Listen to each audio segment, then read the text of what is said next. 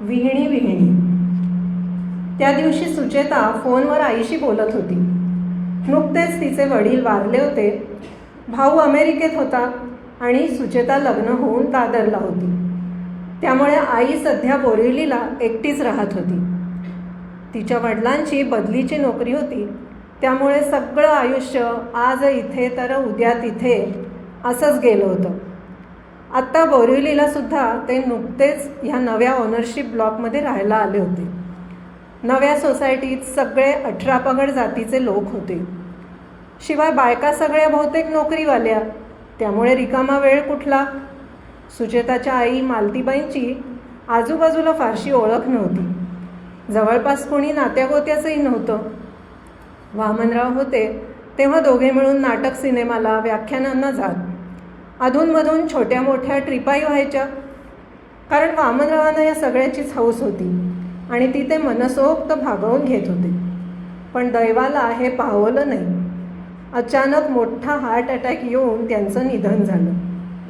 डॉक्टरी उपचार करण्याइतकी पण सवड मिळाली नाही. मालतीबाईंना हा मोठा धक्काच होता. अचानक आलेलं हे एकटेपण त्यांना सोसता येईना. त्यांचा जगण्यातला रसच संपून गेला. त्यामुळे त्यांची तब्येतही ठीक राहीन अशी झाली. सुचेता फोनवर बोलत होती. आई, अगं तू जर माझ्याकडे राहायला आलीस तर मला सोयीचं होईल ग खूप. तुझी प्रकृती बाबा गेल्यापासून बरी राहत नाही. माझी नोकरी संसार सगळं सांभाळून मला नाहीसारखं तुझ्या सोबतीला येऊन राहता येत. मग तुझी सारखी काळजी वाटत राहते. इथेच असलीस की माझी पण सोय होईल. तुझाही वेळ जाईल 4 माणसात. शिवाय तुला आमच्या आईंची कंपनी पण मिळेल. मालतीबाईंचं यावरचं बोलणं ऐकून घेऊन सुचेता पुन्हा म्हणाली, अगं जावयाकडे राहायचं याचा काय संकोच करतेस. हे घर जसं त्यांचं आहे तसंच ते आता माझं पण नाही का. आणि तुझ्या जावयाच्या बरोबरीने मी पण कमावते की. अमेरिकेत मनोजकडे जा म्हटलं तर ते पण तुला पटत नाही. आता मला काही सबबी सांगू नकोस. रविवारी आम्ही तुला आणायला येतो. एवढं बोलून सुचेतानी फोन ठेवून दिला. सुचेताचं आईच्या मंधरण्या करणं चालूच होतं. तसतसा इथे वसुधाताईंच्या अंगाचा अगदी तिळपा पण होत होता. सुचेतानी फोन ठेवला तेवढ्यात सुनील ऑफिसमधून आला. तो फ्रेश होऊन टेबलावर चहा घ्यायला आला. वसुधाताईंचा चेहरा पाहून त्याने विचारलं, काय गाई, काही होत आहे का तुला. चेहरा का असा दिसतोय. वसुधाताई फणकारत म्हणाल्या, उगीच कशाला मानभावीपणे मला विचारतोस बाबा. मला ह्या घरात कवडी इतकी तरी किंमत उरली आहे का. तू आपली माझी लोणावळ्याच्या वृद्धाश्रमात सोय कर. म्हणजे तुम्ही राजाराणी हवं ते करायला मोकळे. माझी कशाला घरात अडगळ उगाच. अगं पण आई, रागवायला झालं तरी काय एवढं. सुनील म्हणाला. तेवढ्यात सुचेता खाण्याच्या बशा घेऊन बाहेर येत म्हणाली, मी सांगते काय झालं ते. आज मी आपलं ठरल्याप्रमाणे आईला आग्रह करत होते राहायला येण्याचा. त्यामुळे आई रागावले. माफ करा हां आई, आम्ही परस्पर असं ठरवल्याबद्दल. पण सुनीलच मला म्हणाला, माझी आई खूप समजूतदार आहे. ती थोडीच नाही म्हणणार आहे. फक्त 2-4 महिन्यांचा आता प्रश्न आहे. म्हणून मी हा परस्पर कारभार केला. मलाही मनातून थोडी भीती वाटतच होती. तुम्ही नाही म्हणालात तर मी काय करू. थोडं थांबून सुचेता पुढे म्हणाली, तसं तुम्हाला पसंत नसेल तर नाही बोलवत मी आईला. मीच तिला बरं वाटेपर्यंत 3-4 महिने तिकडेच जाऊन राहीन. वसुधाबाई उसळून म्हणाल्या, मला गृहीतच धरल्यावर काय बोलणार आता. विचारलं असतं तर मी काय नाही म्हणणार होते का. तुम्ही परस्पर ठरवल्यावर नाही म्हणून मी तरी कशाला उगाच वाईटपणा घेऊ. आपल्या घरात जागा तरी आहे का एवढी. आणि माझी खोली आधीच बेताची. त्यात दोघी म्हणजे दोघींनाही अवघड. शिवाय आम्ही दोघी वेगवेगळ्या परिस्थितीत राहिलेल्या. स्वभाव वेगळे. प्रत्येकीची दुखणी खोपणी. 24 तास डोक्याला डोकं लावून राहिलं की उगीच भांड्याला भांडं लागणारच. वाईटपणा येईल ग मला. दुःखात न त्या. विहिणी विहिणींचं नातं म्हणजे खरं तर दुरून गोड असलेलं बरं. वरकरणी होकार दिला तरी वसुधाताई मनोमन घाबरूनच गेल्या. आधीच दोघींचा फारसा सहवास नाही, शिवाय लग्नातली देण्याघेण्यातली धुसफूस उघड कोणाला बोलून दाखवली नाही तरी मनात डाचत होतीच. उच्चभ्रू वर्तुळात वावरलेल्या मालतीबाई वसुधाताईंना फॅशनेबल, शिष्ट वाटायच्या. आपल्या श्रीमंतीचा तोरा त्या दाखवतात असाच वसुधाताईंचा समज होता. त्यांचा स्वतःचा स्वभाव अघळपघळ, बडबड्या. भाबड्या वसुधाताई राहणीनेही अगदी साध्या होत्या. मालतीबाई डबल ग्रॅज्युएट तर या फक्त मॅट्रिक. त्या भरपूर शिकलेल्या, जगभर फिरलेल्या, तर वसुधाताई घराबाहेर फारशा न पडलेल्या. सगळाच फरक. वसुधाताईंचा नाराजीने दिलेला होकार ही पडत्या फळाची आज्ञा समजून सुनील आणि सुचेता रविवारी बोरिवलीला जाऊन घर वगैरे बंद करून मालतीबाईंना घेऊन आले. कारण सध्याच्या परिस्थितीत त्यांच्यापुढेही दुसरा कुठला पर्यायच नव्हता. दुसरी जागाच नसल्याने वसुधाताईंच्या खोलीतच दुसऱ्या कॉटवर त्यांची व्यवस्था केली होती. मालतीबाई मनाविरुद्ध झाल्याने दुर्मुखलेल्याच होत्या. तशाही त्या थोड्याफार आजारी होत्या. त्यांचे सांधे दुखायचे. रात्री झोपताना डोक्याला, गुडघ्यांना भरपूर अमृतांजन चोळायची सवय होती त्यांना. शिवाय लवकर झोप येत नाही म्हणून त्या रात्री वाचत बसायच्या. वसुधाताईंचे तर त्या वासाने डोकंच उठलं आणि दिव्याच्या उजेडामुळे नेहमी लगेच वश होणारी झोपही लागता लागेना. सकाळी मात्र नेहमीच्या सवयीने त्यांना पहाटेच जाग आली. त्या आपली अनेक उरकू लागल्या. मालतीबाईंना आधीच रात्री उशिरा झोप लागलेली, त्यात या पहाटेपासून सुरू झालेल्या खुडबुडीने इतक्या लवकर जाग आली. त्यांना प्रश्नच पडला, आता सगळा दिवस घालवायचा कसा. उलट वसुधाताईंचा आंघोळ करून स्तोत्र, पूजा, पोथी वाचन सगळं सुरू होतं. सकाळी जेवताना तीच तऱ्हा. वसुधाताईंकडे सकाळी लवकर जेवून सुनील, सुचेता ऑफिसला जात. पहाटेपासून उठल्यामुळे वसुधाताईंना भूक लागायची. मग त्या नाश्ता वगैरे न करता 10:30पर्यंत जेवायलाच बसायच्या. मग मोलकरणीचे काम पण लवकर आटपून दुपार त्यांना मोकळी मिळायची. तर इकडे मालतीबाईंना सकाळी ब्रेकफास्ट करून 1:30-2 वाजेपर्यंत जेवायची सवय होती. दोघी मनोमनी धसकल्या. कसं आपलं एकमेकींशी निभायचं या कल्पनेनी त्यांना सुचेच ना. मालतीबाई दिवसभर वाचत नाही तर गाणं ऐकत बसायच्या. दिवसभर उदास असायच्या.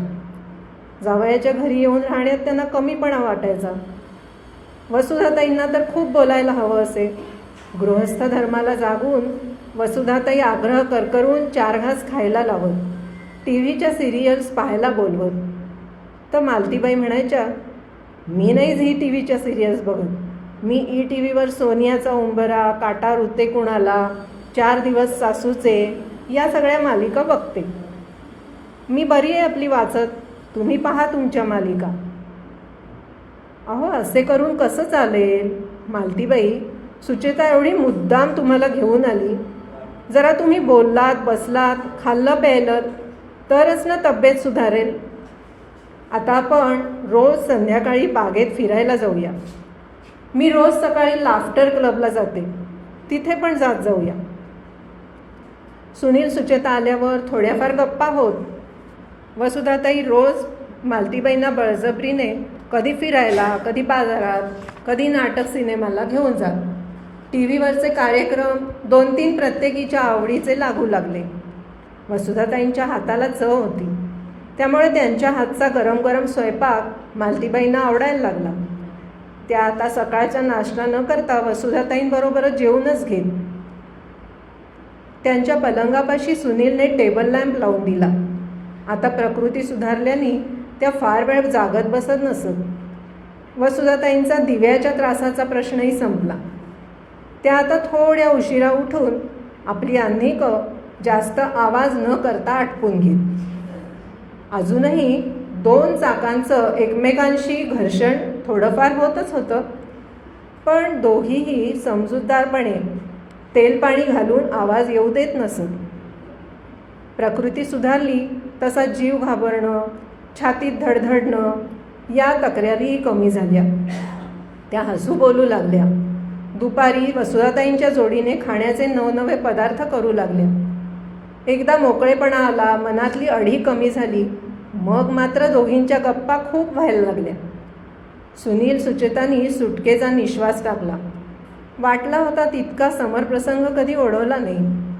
वसुधाताईंनी खरंच समजूतदारपणे वागून मालतीबाईंना दुःखातून बाहेर काढलं, पुन्हा माणसात आणलं. वसुधाताईंना वाटायचं, आज नाही उद्या बऱ्या झाल्या की जातीलच त्या आपल्या घरी, काय कायम थोड्याच राहणार आहेत. पण वसुधाताईंचाही एकटेपणा हल्ली खूप कमी झाला होता. आधी दिवसभर घरात त्या एकट्याच पडत. सुनील सुचेता तर दिवसभर ऑफिसातच असत. तशीही सुचेता थोडी अबोलच होती. सुनीलही पूर्वी आई आई करत असायचा, ते आता बायको आल्यावर कमीच झालं होतं. आणि त्या तरी नवीन लग्न झालेल्या या जोडप्याबरोबर सिनेमा नाटकाला, फिरायला, हॉटेलात असं थोडीच जाणार होत्या. मैत्रिणी वगैरे आपापल्या संसाराच्या व्यापात होत्या. आता मात्र हल्ली घरकाम करताना जोडीने गप्पा मारता मारता त्या केव्हाच उरकून टाकत. गप्पा मारायला आपल्या लहानपणीचे किस्से, संसारातले चढ उतार एकमेकींना ऐकवताना दोघी रंगून जात. आता एकमेकींच्या मैत्रिणी, नातेवाईक, त्यांचे स्वभाव, एकमेकांशी संबंध याची दोघींना इत्यंभूत माहिती झाली होती. टी व्हीच्या सिरियल्स सगळ्या एक्झॅक्ट टाकाऊ असतात, यावर दोघींचंही एकमत होतं.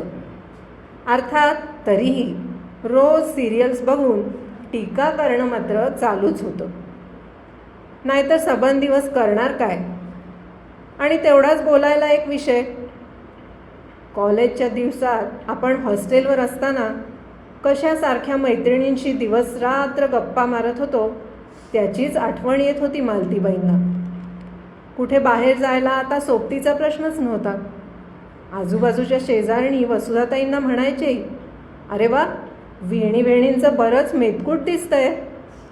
वसुधाताई त्यांना ऐटीत सांगायच्या, अहो वेणी कसल्या, आम्ही तर आहोत पाठच्या बहिणी. आता त्या एकमेकींना अगतुगं म्हणू लागल्या होत्या.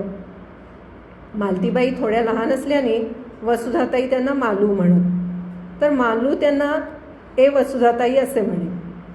मालू त्यांना नेहमी म्हणायची, वसुधाताई, तू मला दुखण्यातून बाहेर काढून माणसात आणलंस हो. दिवस छान चालले होते. 2-2.5 महिने कसे गेले ते कळलं सुद्धा नाही. एक दिवस वसुधाताईंना सणसणून ताप भरला. असेल उन्हाळ्याचा, जाईल असं म्हणता म्हणता 11 दिवस लागले. टायफॉईडचे निदान झाले. मालूताई जातीने वसुधाताईंची शुश्रूषा करत. त्यांचे स्पंजिंग, ताजे गरम पथ्याचे खाणं, फळांचे रस देणं, डोक्यावर थंड पाण्याच्या पट्ट्या ठेवणं, ताप बघून रेकॉर्ड ठेवणं, असं सगळं त्या करत. वसुधाताई सारख्या म्हणत, अगं मालू, किती काळजी घेतेस माझी. दिवसभर पुरतो तुला सगळा व्याप. मला संकोच होतो बघ. मालू म्हणे, अगं वसुधाताई, संकोच कसला त्यात, एकदा आपलं म्हटल्यावर. मी इथे राहायला आले तेव्हा मला तर अगदी मेल्याहून मेल्यासारखं वाटत होतं बघ, जावयाच्या घरी राहायचं म्हणून. तुलाही खरं म्हणजे ते आवडलंच नव्हतं हे जाणवायचं मला. आणि मग आणखीन अपराधी वाटायचं. आपल्या दोघींचे स्वभाव, आवडीनिवडी वेगळ्या असूनही तू किती समजूतदारपणे वागलीस. मला तर मोठी बहीणच मिळाली. मालतीबाई घरात असल्याने सुनील सुचेताला घराची, आईची काळजी नव्हती. सुचेताच्या सारखं मनात यायचं, या दोघी अशा छान एकत्र राहिल्या त्यामुळे किती छान वाटलं. नेहमीच असं झालं तर किती बरं होईल. पुढे आपल्या मुलांना दोन्ही आज्यांचं प्रेम मिळेल. मालतीबाईंच्या शुश्रूषेमुळे वसुधाताई बऱ्या झाल्या. अशक्तपणा जाऊन लवकरच हेंडा फिरायला लागल्या. दिवस सरायचा पण यांच्या गप्पा संपायच्याच नाहीत. मालतीबाईंचा पुष्कळ प्रवास झाला होता. तसंच त्यांच्या नोकरीमुळे बदल्याही खूप ठिकाणी झाल्या होत्या. मालतीबाईंना दरवेळी नवं गाव, नवे अनुभव, पुष्कळ प्रकारची माणसं भेटली होती. वसुधाताईंना मात्र बेताच्या परिस्थितीने सासू सासरे दीर नणंदा यांचं करताना कधी कारणाशिवाय कामाशिवाय प्रवास करताच आला नव्हता. वसंतराव रिटायर झाल्यावर खूप हिंडायचं असं दोघेजण नेहमी ठरवत, पण ते रिटायर झाल्यावर 2-3 महिन्यातच अचानक हार्ट अटॅकने गेले. मग सगळं राहूनच गेलं. एक दिवस पेपरमध्ये माय फेअर लेडी सहलीची जाहिरात बघून दोघींना एकदमच मनात आलं, आपण दोघी या सहलीला जाऊया. वसुधाताईंची तर पासपोर्ट काढण्यापासून तयारी करावी लागणार होती. मुलांना विचारून सिंगापूर थायलंडच्या सहलीचं बुकिंग झालं. वसुधाताईंना तर आपण परदेश प्रवास करणार याचा खूपच आनंद झाला. पासपोर्ट, व्हिसा, जायची तयारी यात मधले दिवस अगदी गडबडीत गेले. दोघींनी प्रवासात घालायला पंजाबी ड्रेस शिवले, छान रंगीबेरंगी साड्या घेतल्या. इतकंच नाही तर संयोजकांनी सूचना दिल्याप्रमाणे एक जीन्स आणि टॉप पण सुचेताचा घेतला. दोघींनी ते कपडे घालून पाहिले आणि हसतच सुटल्या. काय आपल्याला म्हातारचळ लागलाय म्हणून. पाहता पाहता जायचा दिवस जवळ येत होता. हल्ली मधून मधून मालतीबाई सारख्या वसुधाताईंना म्हणत असत, वसुधाताई, आता आपण ट्रीपहून परत आलो की जाते बाई मी आमच्या घरी परत. जवळजवळ 4 महिने झाले मला इथे येऊन. घराला अगदी कळा आली असेल. अर्थात तुम्हाला सोडून मला तिथं जाणं जडच राहील. मग वसुधाताई म्हणायच्या, राहा ग अजून, काय सारखं जाते जाते चालवतेस. इथे काय परक्याकडे काय आहेस. तू म्हणजे ना मालू महासंकोची आहेस. पुन्हा एकटी राहिलीस की दुखणं काढशील. असं बोलत असताना वसुधाताईंच्या मनात येईल, ही तीच का मी बोलतीये, मालू येणार असे कळताच तणतणणारी. तेव्हाची मी खरी की आत्ताची. विचार केल्यावर त्यांना जाणवलं की त्या वेळच्या परिस्थितीत दोघीही खऱ्याच. तेव्हा मला परकेपणामुळे आमचं कसं पटेल याची तर काळजी होतीच, शिवाय मला न विचारता परस्पर मुलांनी ठरवल्याने माझा अहंकारही दुखावला गेला होता. मालूला सुद्धा आपलं घर सोडून मुलीच्या सासरी येऊन राहणं कमीपणाचं वाटत होतं. पण त्याचबरोबर आम्हाला माणसाच्या सहवासाची भूक होती.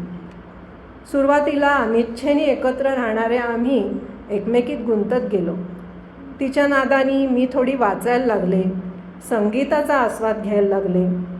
तर माझं बघून मालूलाही पूजा पाठ जप यातून मानसिक शांती गवसली. तशी तर बायकांना सासरी सर्वांशी जुळवून घ्यायची सवयच असते आणि आपल्याला समवयस्क आपल्या सुखदुःखात सहभागी होणाऱ्या मैत्रिणीची नितांत गरज आहे हे विचार वसुधाताईंना सुचताच त्यांनी मालूताईंना बोलावून दाखवलं. वसुधाताई, तू म्हणतेस ते अगदी मला पटलं बघ. अगं, मी हॉस्टेलवर राहत होते ना पुण्याला, तेव्हासुद्धा आम्ही मैत्रिणी एकमेकींशी अशाच दिवस रात्र गळ्यात गळे घालून गप्पा मारत होतो. फिरायला कॉलेजला जात होतोच, पण एकमेकींच्या ओढीने अभ्यासही झटून करत होतो. तेच दिवस आठवले बघ, मालू म्हणाली. पाहता पाहता ट्रीपचा दिवस उजाडला. शाळेत जाणाऱ्या मुलांच्या उत्साहाने दोघी अगदी जय्यत तयार होऊन बसल्या. ट्रीपमध्ये तर काय धम्माल गेली दोघींनी.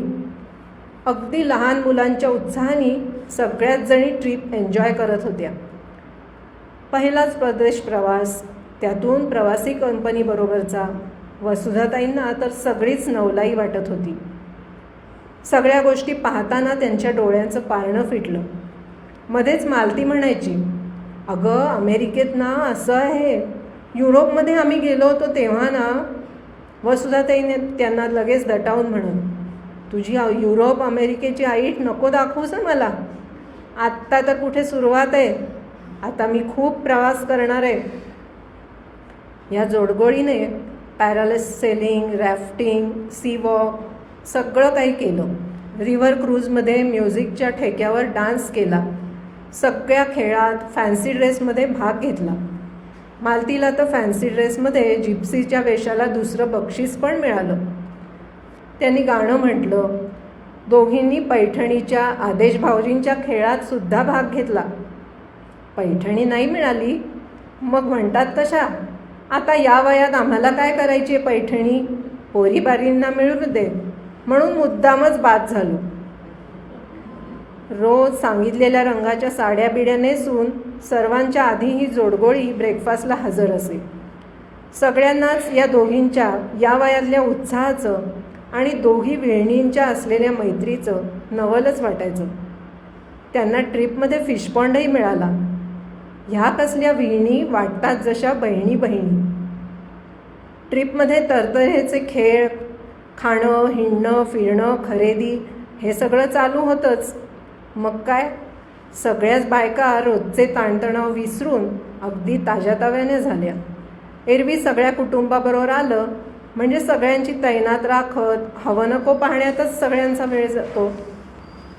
तर आता अशा सहलीत दरवर्षी सहभागी व्हायचंच असा सर्वांनी निश्चय केला. होता होता परतीचा प्रवास सुरू झाला. नवीन झालेल्या मैत्रिणींचे निरोप घेतले. पुन्हा एकमेकींना भेटण्याचे वायदे झाले. ठरलेल्या वेळी विमान मुंबई विमानतळावर उतरलं. एअरपोर्टवर सुनील सुचेता त्यांना घ्यायला आले होते. दोघी अगदी मजा करून परत आल्या. घरी येऊन सर्वांच्या गप्पा गोष्टी रंगल्या होत्या. सुचेता स्वयंपाकघरात वरणाला फोडणी देत होती आणि एवढ्यात त्या वासाने तिला मळमळलं. ती बाथरूमच्या दिशेने पळाली. या दोघी तिच्या मागोमाग जाऊन विचारायला लागल्या, अगं सुचेता, तुला पित्त झालंय का? सुतशेखराची मात्रा देते, थांब तुला. वसुधाताई म्हणाल्या.